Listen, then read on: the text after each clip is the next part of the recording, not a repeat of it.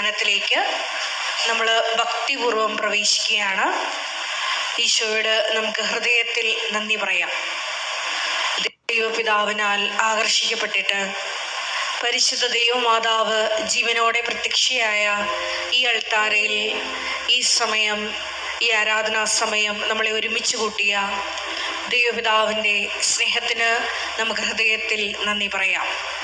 നമുക്കെല്ലാവർക്കും അറിയാവുന്നതുപോലെ 2004 ഡിസംബർ 7-ാം തീയതി ഉച്ചകഴിഞ്ഞ് 2:30 ഇതുപോലൊരു ആരാധന മധ്യയാണ് ദൈവമാതാവ് സമയഘടികാരം നെഞ്ചിൽ ചാർത്തി ഈ അൾത്താരയിൽ പ്രത്യക്ഷയായിക്കൊണ്ട് ദുരന്തം ഉണ്ടാകുവാൻ പോകുന്നു, പ്രാർത്ഥിക്കണമെന്ന വലിയ ദൈവിക സന്ദേശം കൈമാറിയത്. ജീവിതത്തിൻ്റെ വലിയ ദുരന്ത മുഖങ്ങളിലായിരുന്നു കൊണ്ടാണ് നമ്മളും പരിശുദ്ധ അമ്മ ജീവനോടെ പ്രത്യക്ഷപ്പെട്ട ഈ ആലയത്തിൽ വന്നുകൊണ്ട് മരിയൻ ഉടമ്പടിയെടുത്ത് പ്രാർത്ഥിച്ചുകൊണ്ട് ദുരന്ത മുഖത്തെ അഭിമുഖീകരിക്കുവാൻ ദൈവകരുണയെ, ദൈവകൃപയെ നോക്കി പാർക്കുന്നത്. ഈ ധ്യാനം നയിക്കുവാൻ പോകുന്ന കൃപാസനത്തിൻ്റെ സ്ഥാപക ഡയറക്ടറായ ബഹുമാനപ്പെട്ട VP ജോസഫ് അച്ഛനെ ദൈവപിതാവിൻ്റെ കരങ്ങളിൽ സമർപ്പിച്ച് നമുക്കൊരു നിമിഷം പ്രാർത്ഥിക്കാം. അച്ഛൻ്റെ ആരോഗ്യത്തെ പ്രത്യേകമായിട്ട് സമർപ്പിച്ച് പ്രാർത്ഥിക്കാം. ഈശോയെ, ഈ ആരാധനയിലുടനീളം അച്ഛനിലൂടെ നീ തന്നെ ഞങ്ങളോട് സംസാരിക്കണമേ എന്ന് പ്രാർത്ഥിക്കുന്നു.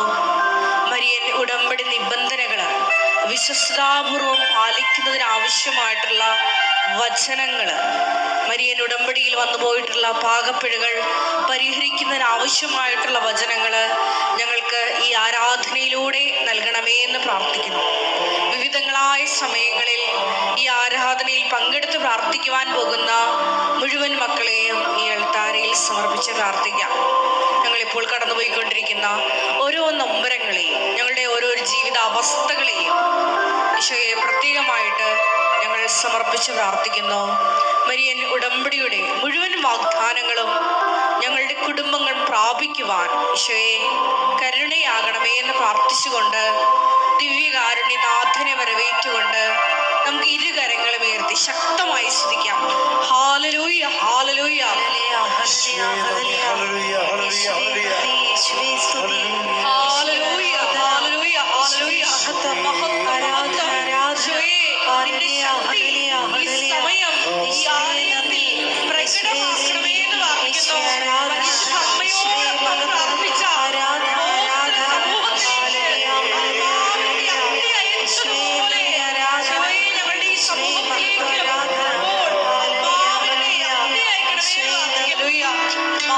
മഹത്വം, ആരാധന, ആരാധന. ദൈവപിതാവേ നന്ദി, ദൈവപിതാവേ മഹത്വം, ദൈവപിതാവേ ആരാധന. ഹല്ലേലൂയ, ഹല്ലേലൂയ, ഹല്ലേലൂയ, ഹല്ലേലൂയ.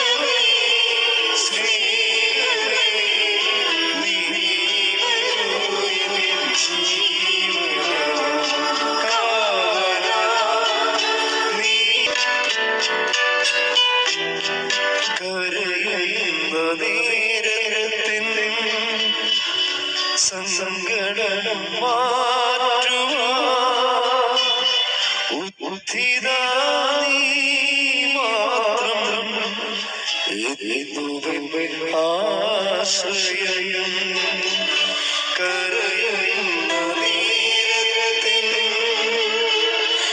സങ്കടം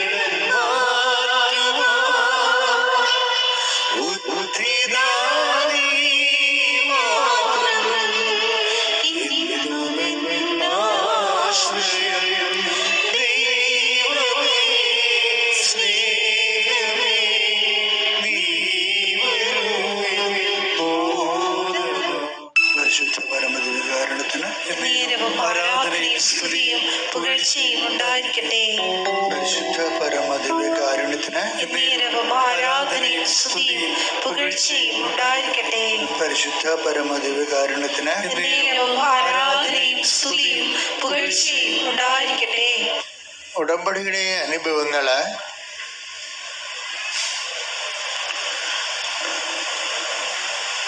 മൂന്ന് അനുഭവങ്ങളെ കുറിച്ചാണ് അച്ഛൻ ഈ കാലങ്ങളിലെല്ലാം സംസാരിക്കുന്നത്.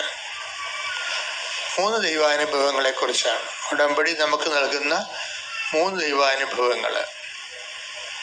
ഈ കാലഘട്ടത്തിൽ ഏറ്റവും ശക്തമായ വെളിപാടുകളാണ്.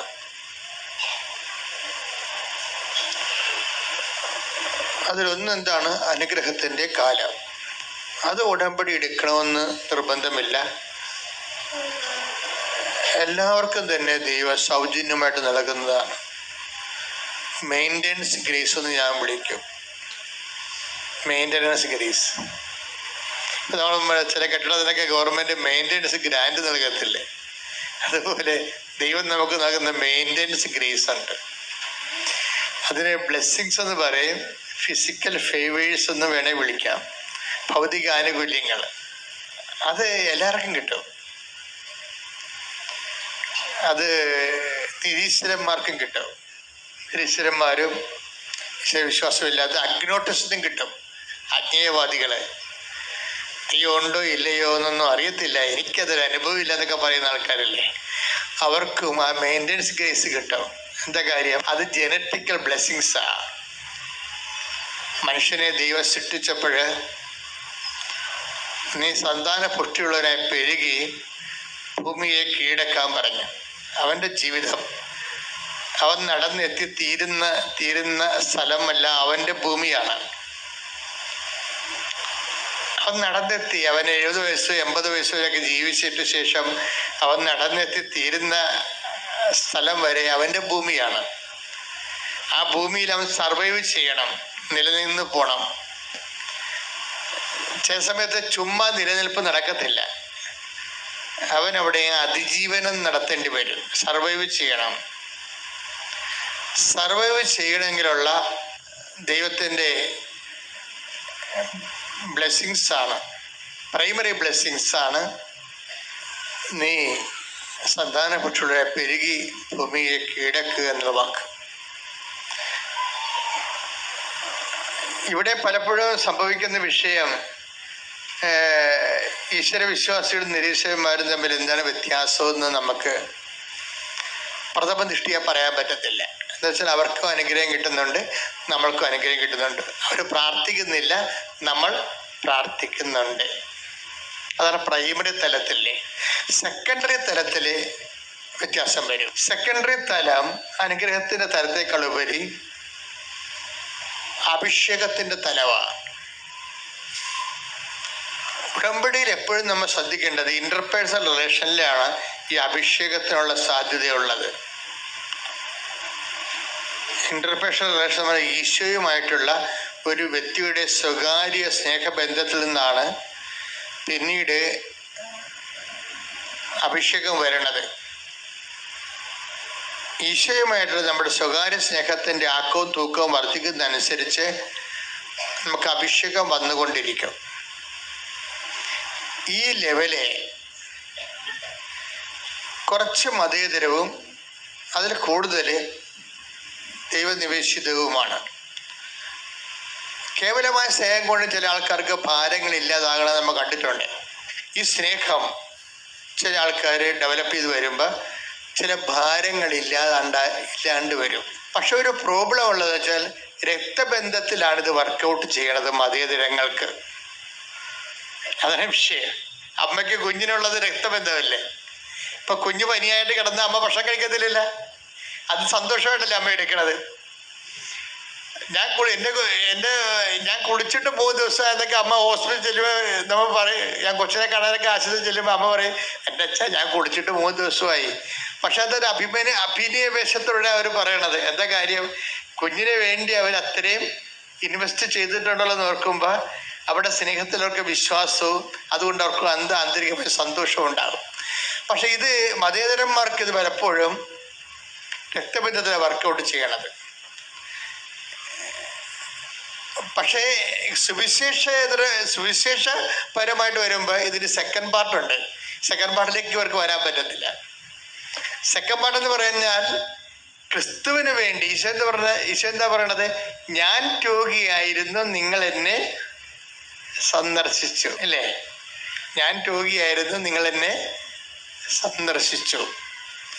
അപ്പോഴീ ആ രോഗി ചിലപ്പോൾ നമ്മുടെ ബന്ധവും സ്വന്തം ഉണ്ടാകത്തില്ല. നമ്മൾ ചിലപ്പോൾ ഇപ്പോൾ ഉടമ്പടിയിലേക്ക് എടുക്കുന്ന ആൾക്കാർ എന്ത് ചെയ്യും? അവരെ ഒരു ദിവസമൊക്കെ പോയി അവരുടെ കൂടെ ഈ അനാഥാലയത്തിലും കാരുണ്യഭവനുകളൊക്കെ താമസിച്ച് രാവിലെ അവർക്ക് ഭക്ഷണം ഉണ്ടാക്കി കൊടുത്ത്, അതിനകത്ത് ഓട്ടിസം പിള്ളേരുണ്ടാവും, ഹൈപ്പർ ആക്ടിവിറ്റി ഉണ്ടാവും, മെൻ്റലി ചാലഞ്ചിലുള്ള ഭ്രാന്തുള്ള പിള്ളേരുണ്ടാകും. അപ്പം അവർക്കൊക്കെ ഭക്ഷണം വായി വെച്ച് കൊടുക്കേണ്ടി വരും. ഇവർ പെറ്റതല്ല, രക്തബന്ധമൊന്നുമില്ല. ഇവരാദ്യം കാണുകയാണ്. ആദ്യം കാണുന്ന കുഞ്ഞുങ്ങളുടെ വായിലേക്ക് ഭക്ഷണം ഉണ്ടാക്കി അതൊക്കെ തുപ്പും നമ്മളെ. ഇത്ര ഈസിയുള്ള പരിപാടിയല്ല. നമ്മുടെ മക്കൾ തുപ്പിയാൽ നമ്മൾ മോന്തക്കല്ലടിക്കും. അപ്പം പക്ഷെ ആ കുഞ്ഞുങ്ങൾ തുപ്പിയാൽ അത് സഹിക്കും. എന്താ കാര്യം? സ്നേഹം എല്ലാം സഹിക്കുന്നു. അതാ സുവിശേഷത്തിന്റെ അഭിഷേക ലെവൽ. അതാണ്. ശ്രുതികട്ടെ ഹല്ലേലൂയ, ഹല്ലേലൂയ, ഹല്ലേലൂയ, ഹല്ലേലൂയ, ഹല്ലേലൂയ.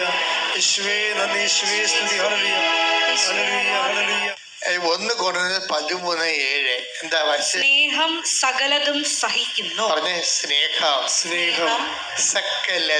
സകലതും സഹിക്കുന്നു. അപ്പൊ ഇത് പ്രശ്നം കഴിഞ്ഞാൽ രക്തബന്ധത്തിലുള്ള സഹനം ഓക്കെയാണ്, മാനുഷികമാണത്. പക്ഷെ അതേസമയം രക്തബന്ധമില്ലാത്ത അതർ പേഴ്സൺ, ഇപ്പൊ നീച്ചെ എന്നും പറഞ്ഞൊരു തത്വശാസ്ത്രജ്ഞനുണ്ടായിരുന്നു. അയാളുടെ ചൂട് പിടിച്ച സാത്തർ എന്ന് പറഞ്ഞ വേറൊരു തത്വശാസ്ത്രമാണ്. ഇവർ ഈ 20ാം നൂറ്റാണ്ടിലെ പ്രോഡക്ട്സുകളാണ്, ഉൽപ്പന്നങ്ങളാണ്. അവർ ലോകത്തോട് എന്താ പറഞ്ഞിരിക്കുന്നത്? ഇത് അതർ ഈസ് മൈ എനിമി എന്നാ പറഞ്ഞത്. ഇത് അതർ ഈസ് മൈ എനിമി. എന്താ കാര്യം അവർ പറയാൻ കാര്യം? അവർ പറയണ ഉദാഹരണം, ഞാനിപ്പോൾ സിനിമ ടിക്കറ്റ് വാങ്ങാൻ വേണ്ടി അല്ലെങ്കിൽ വണ്ടി ടിക്കറ്റ് കൂപ്പൺ വാങ്ങാൻ വേണ്ടി ഞാനൊരു റെയിൽവേ സ്റ്റേഷനിൽ നിൽക്കുകയാണ്. റെയിൽവേ സ്റ്റേഷനിൽ നമ്മൾ നിൽക്കുന്നത് എങ്ങനെയാണ്? ക്യൂവിലല്ലേ നിൽക്കുന്നത്. ക്യൂവിൽ നിന്ന് കഴിയുമ്പോൾ നമ്മുടെ മുമ്പിലുള്ള ആളെ വെച്ചുകൊണ്ട് അവിടുത്തെ സീറ്റ് തികഞ്ഞു പോയി കഴിഞ്ഞാൽ ഈ വ്യക്തി ചിന്തിക്കണത് എന്താണ്? ആ മുമ്പിലുള്ള ആളില്ലാതിരുന്നെങ്കിൽ എനിക്ക് ആ സീറ്റ് കിട്ടിയേനുമല്ല. അപ്പൊ മുമ്പിലുള്ള ആളാരാണ്? ദാറ്റ് ഈസ് മൈ എനിമി, എൻ്റെ ശത്രുവാണെന്ന്. അപ്പൊ യൂറോപ്പ് ക്രിസ്തുവിനെ കൈവിട്ട് കഴിഞ്ഞപ്പോൾ പിന്നെ ഇവരുടെ കൈ കിട്ടിയ ഒരു വിഷയമാണിത്. എന്താ? ക്രിസ്തുവിനെ കൈവിട്ടാൽ പിന്നെയുള്ളത് എന്താണ്? That is my enemy. അതാണ്. മറ്റുള്ള ആള്, മുമ്പിലുള്ള ഒരാൾ, എക്സ്ട്രാ ആയിട്ട് വരുന്ന പേഴ്സൺ എൻ്റെ ശത്രുവായിരിക്കുമെന്നാണ്. ദാറ്റ് ഈസ് ക്രൈസ്റ്റ് എന്നാണ് ബൈബിളിൻ്റെ. അതാണ് ബൈബിളിൻ്റെ ഒരു വെളിപാട്. അങ്ങനെയാണ്. The other is my enemy എന്ന് പറഞ്ഞതിൽ ബൈബിൾ നമ്മൾക്ക് പറഞ്ഞു തന്നിരിക്കുന്നത് അതർ ഈസ് ക്രൈസ്റ്റ് എന്നാണ്. വെച്ചാൽ ക്രൈസ്റ്റ് പീഡാസഹനങ്ങളെ ഏറ്റുവാങ്ങിക്കുന്ന ആളാണ്. ക്രൈസ്റ്റിനെ കുറിച്ച് ബൈബിൾ പറയുമ്പോൾ എന്ത് പറയാന്ന് വെച്ചാൽ എല്ലാ ഷോക്കും നിനക്ക് വേണ്ടി അബ്സോർബ് ചെയ്യും. അപ്പൊ ക്രൈസ്റ്റ് ആകുക എന്നുള്ളത് എപ്പോഴും ഒരു സുവിശേഷകന്റെ ഒരു ആന്തരിക പ്രേരണയായിരിക്കും. ക്രൈസ്റ്റ് ആകുക. ഈ ക്രൈസ്റ്റ് ആകാൻ വേണ്ടിയുള്ളൊരു പ്രക്രിയയുണ്ട്. എന്താ ക്രൈസ്റ്റിന്റെ സ്വഭാവം? മൗലിക സ്വഭാവം എന്താ? നമ്മുടെ ഭാരങ്ങളാണ് അവൻ ചുമന്നത്, നമ്മുടെ പാപങ്ങൾക്ക് വേണ്ടി അവൻ പരിഹാരം ചെയ്തു. അതാണ് മൗലിക സ്വഭാവം ക്രൈസ്റ്റിന്റെ. ശ്രുതികട്ടെ ഹല്ലേലൂയ, ഹല്ലേലൂയ, ഹല്ലേലൂയ, ഹല്ലേലൂയ, ഹല്ലേലൂയ. യേശുവേ നന്ദി, ഹല്ലേലൂയ, ഹല്ലേലൂയ,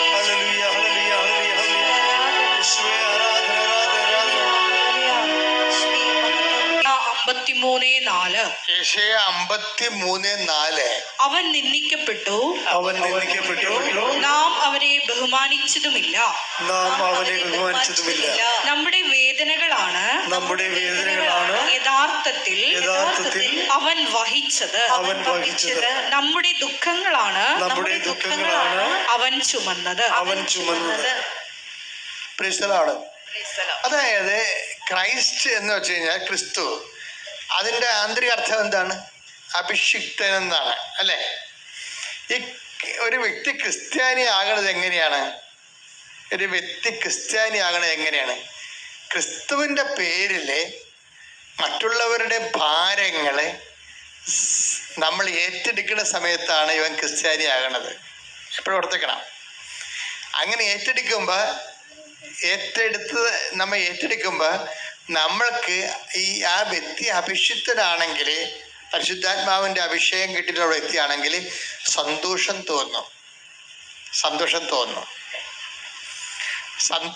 തോന്നുമ്പോഴാണ് നമ്മൾ മറ്റുള്ളവരുടെ ഭാരം നമ്മൾ ഏറ്റെടുക്കുമ്പോൾ സ്വാഭാവിക മനുഷ്യന് അവിടെ മോന്ത ശരിക്കും ചളങ്ങിപ്പോയുള്ളല്ലേ.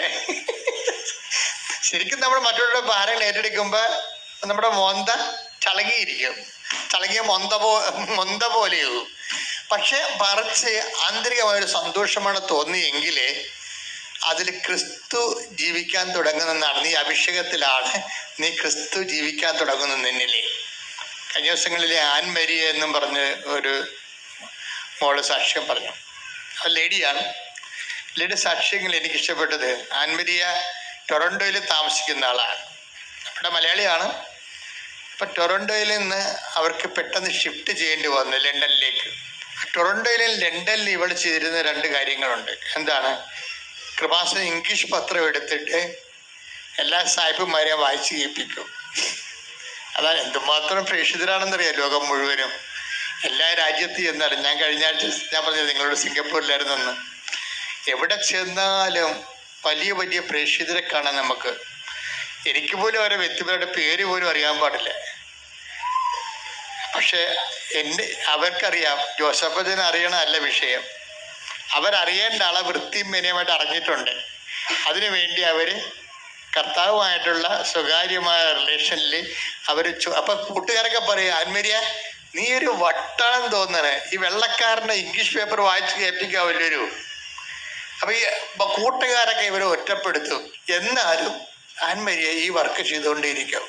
എന്താ കാര്യം? നമ്മൾ പണ്ട് ഒക്കെ ഇവിടെ വെച്ച് പ്രാർത്ഥിക്കുമായിരുന്നു. യൂറോപ്പിൽ 2003 1 വർഷം മുഴുവനും, മാതാവതീശപ്പെട്ട 2004 അപ്പം അതിന് മുമ്പ് 1 വർഷം മുഴുവനും നമ്മുടെ കൃപാസനത്തിൻ്റെ വാതിക്ക് ഞാൻ എപ്പോഴും പറയും, ഒരു കൂടാരം കെട്ടി അതിനകത്ത് കയറി 365 ദിവസം ഇരുന്ന് ഗ്രൂപ്പുകൾ മാറി മാറി ജപമാല ചൊല്ലിക്കൊണ്ടിരിക്കും. അതെന്തിനാ ജപമാല ചൊല്ലിയത്? യൂറോപ്പിൻ്റെ കെട്ടുപോയ വിശ്വാസം തിരിച്ചു കിട്ടാൻ, ചൈന മാനസാന്തരപ്പെടാൻ, ഗൾഫിലെ ആൾക്കാർക്ക് ഔദ്യോഗികമായ ഒരു പള്ളി ലഭിക്കാൻ, കുർബാന ചെല്ലാൻ. കാര്യം കുർബാന കൂടാൻ പറ്റാതെ എന്തുമാത്രം മനുഷ്യരാണ് സങ്കടപ്പെട്ട് വേദനിച്ച് ഗൾഫ് രാജ്യങ്ങൾ നടക്കുന്നത്. എവിടെയെങ്കിലും കുർബാന ഒരു വീട്ടിൽ രഹസ്യമായിട്ടുണ്ടെന്ന് കേട്ടാൽ അവർ 90 കിലോമീറ്ററൊക്കെ സഞ്ചരിച്ചാണ് ആ കുർബാനയ്ക്ക് ചെന്ന് ചാടണത്. പോലീസ് പിടിക്കട്ടെന്നും പറഞ്ഞുകൊണ്ട്. അങ്ങനെയൊക്കെയാണ് മനുഷ്യൻ ജീവിക്കണത്. അപ്പം അവിടെയൊക്കെ ഇതുപോലെ ആകാൻ വേണ്ടി നമ്മൾ 2003 പ്രാർത്ഥിക്കണതാ തൊട്ടേ. അതൊക്കെ മുമ്പേ പ്രാർത്ഥിക്കുകയായിരുന്നു. 90 തൊട്ട് 2000 വരെ കൊച്ചി മുതൽ പുന്നപ്പുറ വരെ ജവമാന സഖ്യങ്ങളുണ്ടായിരുന്നു കൃപാസനത്തിന്.